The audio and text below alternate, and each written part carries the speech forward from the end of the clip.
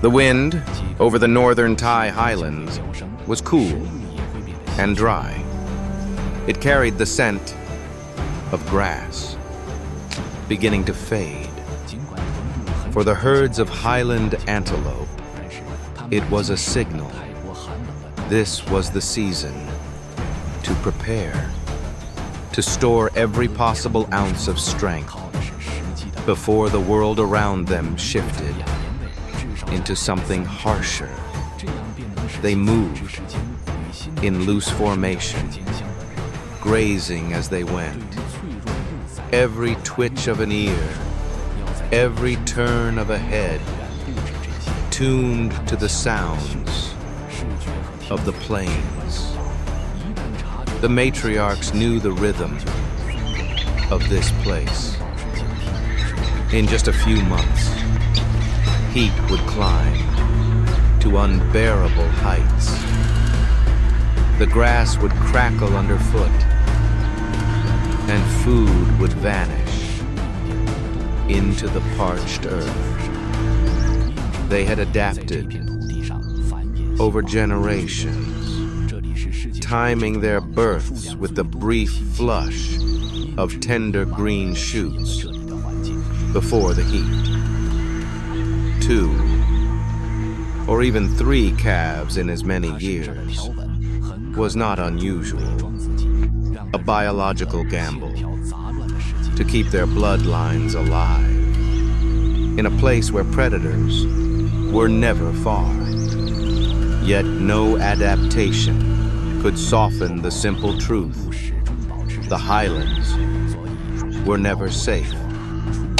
Not for the fragile calves pressed against their mothers' sides, nor for the heavy-bellied does who moved slower than the rest. A sudden shift of the wind, a shadow where none had been before, could mean death.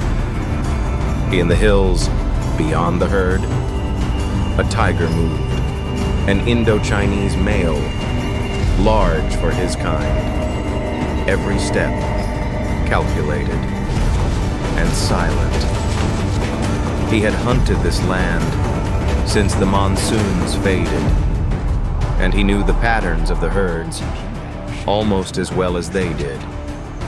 Here, in the thick groves and tangled grass, his stripes were not colors, they were illusions, blending him into the chaos of stems and shadows.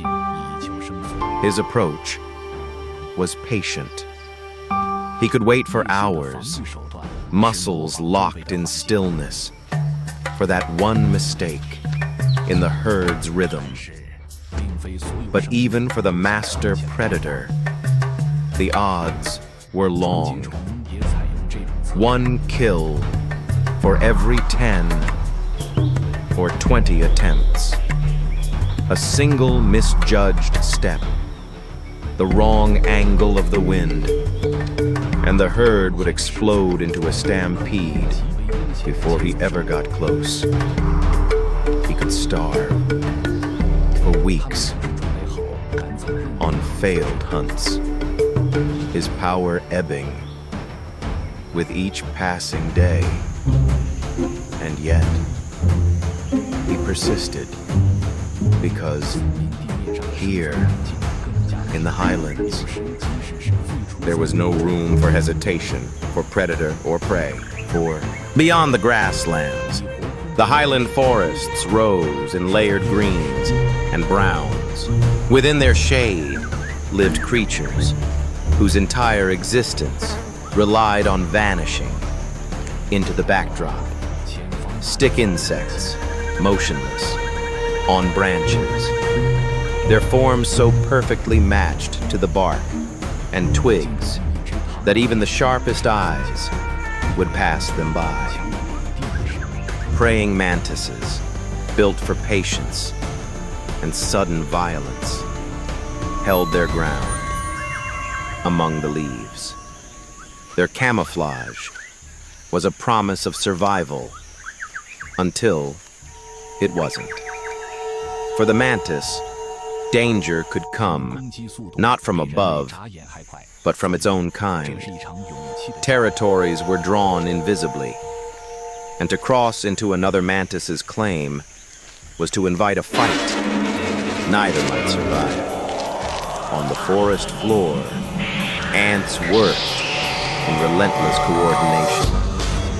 For them, survival was a collective mission. They swarmed over any resource they found, dismantling it, piece by piece, and carrying it back to their colony. Time was always against them. Food in the forest never stayed untouched for long. Above, the canopy seemed still and timeless, but the trees were locked in a battle of their own. Sunlight, water, and soil nutrients, all were prizes worth fighting for. Some trees grew taller, broader, shading out their rivals. But the strangler fig had a different strategy. Starting as a harmless sprout, high in the branches of a host, it sent roots downward, curling around the trunk in a slow, inexorable embrace. Over years, its grip tightened, stealing light, water, and life, until the host tree stood hollow and dead, the fig thriving in its place. Far above the forest floor, in the kingdom of the canopy, white-headed langurs and dusky leaf monkeys moved with effortless grace. The air was cooler here, the ground far below, a distant memory. Their bodies were built for this place. Shoulder joints that could spin through a full circle allowed them to swing from branch to branch without a balancing tail. Their diet was rich in fruit, and when the fig trees fruited, they drew animals from miles around. Where one langur appeared, there were always more. The safety of many eyes meant predators were spotted early. But safety came with its own price: competition. During the breeding season, tension threaded through the group. Males sought new mates, sometimes from the highest-ranking females. But rank was not a thing to be ignored.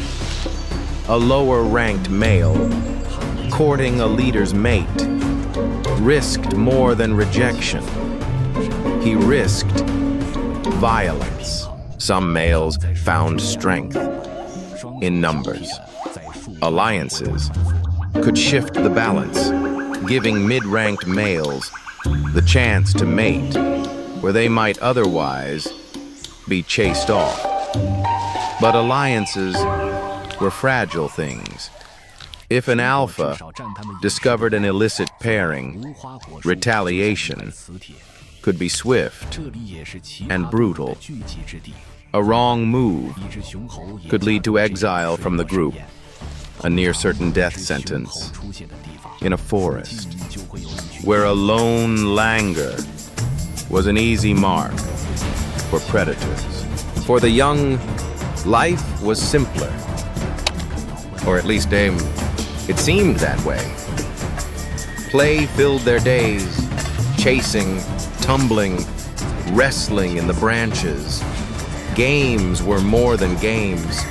They forged bonds, honed reflexes, and tested strength in ways that might one day mean survival. In the heat of midday, the troop would gather at the mountain pools. Here, the juveniles splashed in the shallows, their high-pitched calls echoing in the still air. But even in these moments of peace, the forest never truly relaxed. Predators moved beyond the edge of sight. Storms brewed beyond the horizon, and the dry season was still tightening its grip. Weeks passed. The grass grew brittle, the pools shrank, and the air grew heavy with heat. For the antelope, every day was a journey to find enough to eat without straying too close to the tiger's hunting grounds. For the tiger, every day without a kill was another step toward starvation.